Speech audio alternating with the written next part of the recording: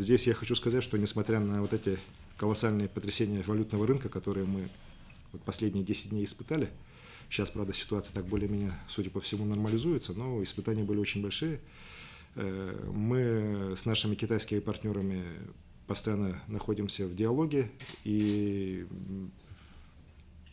вот на презентации республики в посольстве Китайской Народной Республики в городе Москве еще раз они подтвердили свою, скажем так, волю к реализации данного проекта.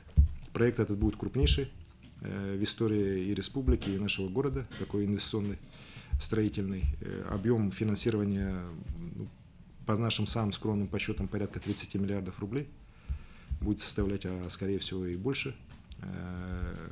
Проект, он будет коммерческий. Вот. Со стороны города, на самом деле у нас очень такие хорошие условия, то есть все, что мы будем покупать там для наших жителей, для расселения или для бюджетной сферы, мы будем делать это по государственным расценкам.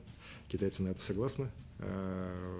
Единственное, как бы такое серьезное обременение, которое есть у города, но оно, в принципе, в любом месте так, мы внешние магистральные сети, то есть внешняя часть, это должна быть, конечно, сделано нами так, то есть, а уже техприсоединение и так далее, это уже все инвестор берет на себя, еще раз говорю, так же, как и все, и расселение, и строительство, и так далее. Вот. Ну, когда мы выйдем на подписание договора, я надеюсь все-таки, что если все пойдет так, как мы сейчас планируем, то это состоится уже до конца января, то мы здесь отдельный брифинг, отдельную презентацию данного проекта составим. Но смею вас уверить, что там решения очень красивые. Я не знаю, Антон, когда был в посольстве, видел, не видел, там вот это все нарисовано так. Это будет очень красивый уголок нашего города.